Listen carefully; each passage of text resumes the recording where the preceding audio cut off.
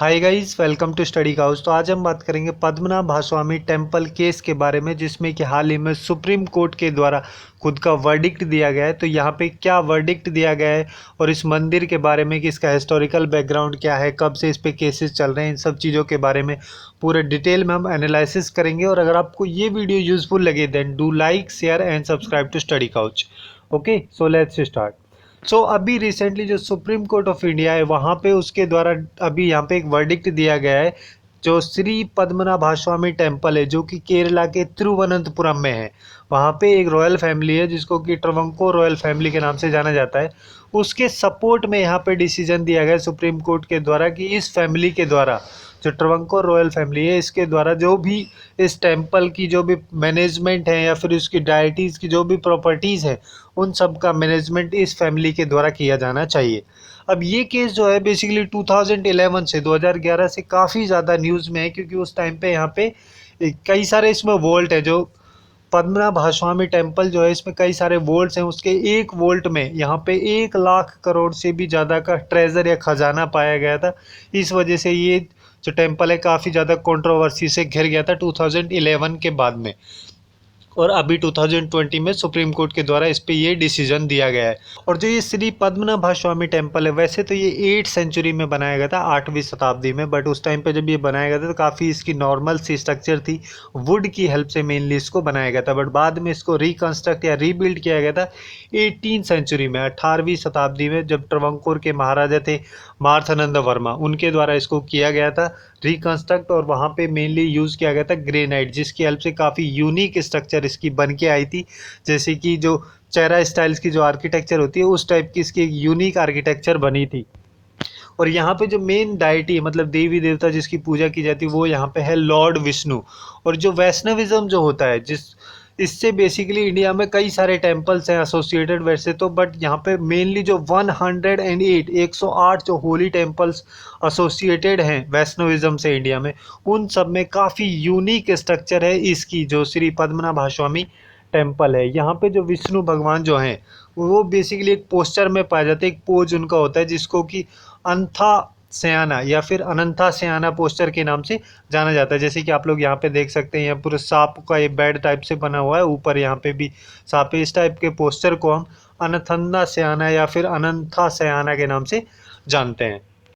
और इस टेम्पल से रिलेटेड एक इंस्ट्रूमेंट ऑफ एक्सेशन भी साइन किया गया था, जैसे प्रिंसली स्टेट जो था और उसके अलावा गवर्नमेंट ऑफ इंडिया जो थी, उन दोनों के बीच में। और इस जो इंस्ट्रूमेंट ऑफ एक्सेशन था इसमें बेसिकली जो पद्मनाभ स्वामी टेम्पल था उसका जो एडमिनिस्ट्रेशन या फिर मैनेजमेंट की जो भी फैसिलिटीज़ प्रोवाइड की जाती थी वो सारी की जाएंगी ये रूलर्स ऑफ ट्रवंकोर के द्वारा। जो ट्रवंकोर रूलर्स थे उन सब के द्वारा यहाँ पे एक ट्रस्ट बनाया गया है और उस ट्रस्ट के द्वारा ये सारी एडमिनिस्ट्रेशन फैसिलिटीज़ अवेलेबल करा दी जाएंगी।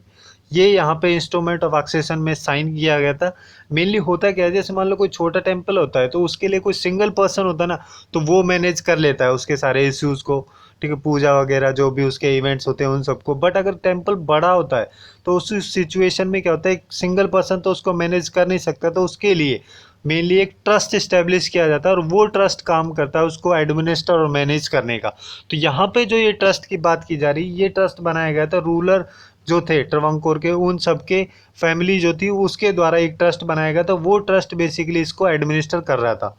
बट 1971 में बेसिकली एक अमेंडमेंट लाया गया था इंडियन कॉन्स्टिट्यूशन में, जिसको कि 26 कॉन्स्टिट्यूशनल अमेंडमेंट एक्ट के नाम से जानते हैं। उसमें बेसिकली जो प्राइवेट पर्सेस जो थे, जो भी रॉयल फैमिलीज जो थी उनके प्राइवेट पर्सेस मतलब कि जो भी उनके एंटाइटलमेंट्स थे या फिर जो भी प्रिविलेज थे, उन सबको बेसिकली अबॉलिश कर दिया गया था। और यहाँ पे एक आर्टिकल 366 जो है इंडियन कॉन्स्टिट्यूशन का, उसके सेकंड पार्ट में यहाँ पे एक डेफिनेशन होती है रूलर की। रूलर मतलब कि या तो कोई प्रिंस होता है या फिर कोई चीफ होता है या फिर कोई वो पर्सन जो कि 26 कॉन्स्टिट्यूशनल अमेंडमेंट एक्ट जो कि 1971 में पास की गई थी उसके कमेंसमेंट से पहले कोई इंपॉर्टेंट पर्सन या प्रिंस चीफ रहा हो तो उसको जो इंडियन स्टेट है उसका रूलर रिकॉग्नाइज किया जाएगा या फिर उसको एक सक्सेसर की तरह रिकॉग्नाइज किया जाएगा। ये मेन अमेंडमेंट की गई थी 1971 में। और जो ये पद्मनाभ स्वामी टेम्पल है इसको 1991 तक 1991 तक जो तिरुवंकुर के लास्ट रूलर जो थे चितिरा तिरुनल बालाराम वर्मा, उनके द्वारा एडमिनिस्टर किया जा रहा था। जो भी मैनेजमेंट की रिक्वायरमेंट्स थी वो सारी। बट 1991 में उनकी डेथ हो गई, तो उसके बाद में जो पूरी रिस्पॉन्सिबिलिटी थी मैनेजमेंट की वो चली गई उनके ब्रदर के पास में। उनका ब्रदर जिनका नाम था उत्तराधाम तिरुनल मार्थानंद वर्मा। तो उनके पास में जाने के बाद ही तब जाके क्वेश्चंस उठने लगे कि उनके पास में जो ये मार्थानंद वर्मा जी हैं, इनके पास में कोई लीगल राइट नहीं है इस टेम्पल या मंदिर को मैनेज और कंट्रोल करने का। और तब बट 2011 तक तो ये जो रॉयल फैमिली थी इसके द्वारा इसको मैनेज किया जा रहा था। बट 2011 में जो केरला का हाई कोर्ट है उसके द्वारा यहाँ पे डिसीजन दिया गया है कि जो तिरुवंकोर की जो रॉयल फैमिली है वो इस टाइप का जो मैनेजमेंट किया जा रहा है पद्मनाभ स्वामी टेम्पल को लेके, ये सब अब कंटिन्यू नहीं कर सकती है। अब मेन क्वेश्चन यहाँ पे आता है कि जो पद्मनाभ स्वामी जो टेम्पल है इसकी जो प्रॉपर्टी है, क्या ये रॉयल फैमिली की पर्सनल प्रॉपर्टी है या फिर नहीं। तो इसके बारे में अगर हम बात करें तो ये जो टेम्पल था इसको मेनली ऐसे कैरेक्टर रिकॉग्नाइज किया जाता है कि ये एक पब्लिक इंस्टीट्यूशन है।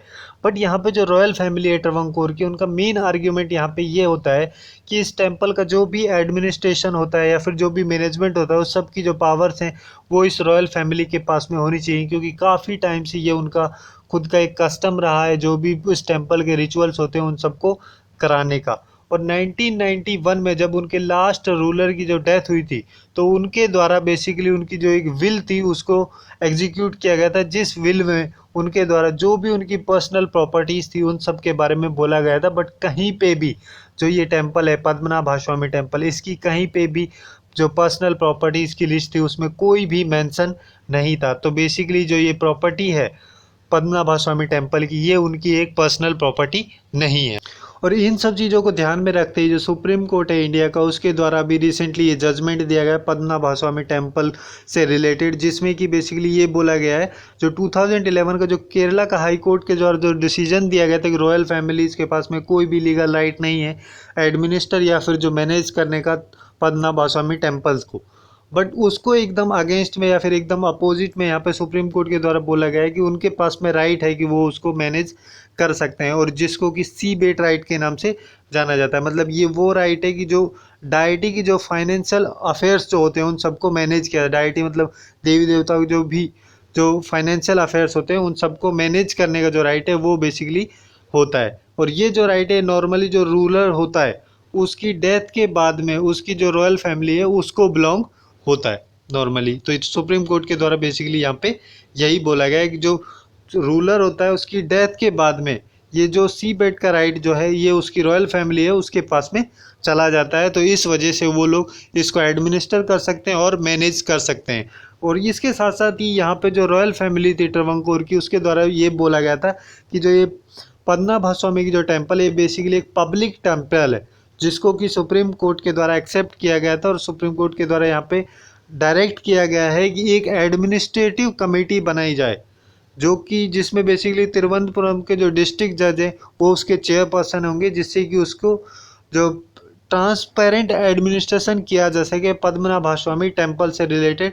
और उसके अलावा सुप्रीम कोर्ट ने एक सेकंड कमेटी का भी ऑर्डर दिया है जिसको भी कॉन्स्टिट्यूट किया जाए, जिसमें बेसिकली जो रिटायर्ड हाई कोर्ट के जज हैं उनके द्वारा चेयर किया जाएगा उसको। और जो हाई कोर्ट के रिटायर्ड जज होंगे इनको बेसिकली नॉमिनेट किया जाएगा CJI के द्वारा, जो केरला के हाई कोर्ट के चीफ जस्टिस हैं उनके द्वारा। और इन दोनों कमिटीज़ का मेन काम यहाँ पे यही होगा कि जो भी यहाँ पे ट्रेजर मिला था, जो भी खजाना मिला जो कि अप्रोक्सीमेटली 1 लाख करोड़ से भी ज़्यादा का था उसको, और उसके अलावा जो भी यहाँ की प्रॉपर्टीज़ हैं उन सबको प्रिजर्व कैसे रखा जाए, इन सब चीज़ों पे मेनली ये दोनों कमिटीज़ काम करेंगी।